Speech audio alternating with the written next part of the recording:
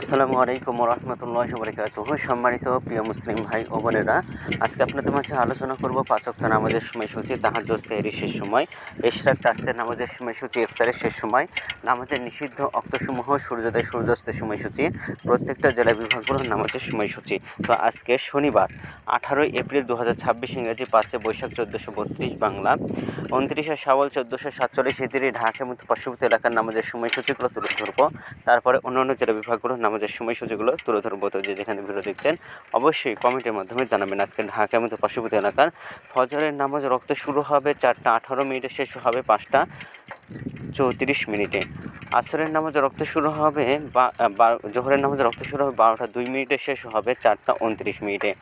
মাগরিবের নামাজ রক্ত শুরু হবে 4:30, মাগরিবের নামাজ রক্ত শেষ হবে 6:03। মাগরিবের নামাজ রক্ত শুরু হবে 6:24, মাগরিবের নামাজ রক্ত শেষ হবে 7:40। ঈশার নামাজ রক্ত শুরু হবে 7:41। ঈশার নামাজের রক্ত আজকে শেষ হবে ভোর 4:11। আজকে ঢাকা মতো পার্শ্ববর্তী এলাকার সেহরি শেষ সময় হলো 4:12। ইফতারের সময় সন্ধ্যা 6:24। আজকের নফল নামাজের উত্তম সময় ইশরাকের রক্ত সকাল 5:49 থেকে 8:37 পর্যন্ত। চাষের রক্ত সকাল 8:38 থেকে 11:55 পর্যন্ত। তাহাজ্জুদ নামাজের রক্ত উত্তম সময় রাত 12:59 থেকে 4:11 পর্যন্ত।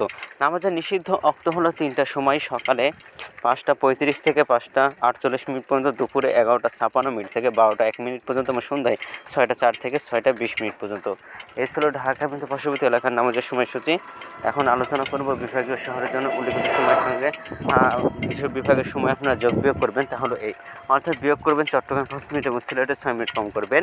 ঢাকা এবং পার্শ্ববর্তী এলাকার যে নামাজের সময়সূচিরা রয়েছে সেখান থেকে চট্টগ্রাম 5 মিনিট এবং সিলেটে 6 মিনিট কম করবেন। যোগ করবেন খুলনাতে 3 মিনিট, রাজশাহীতে 7 minute, Rangpur 8 minute, Barishal 1 minute বেশি করবেন।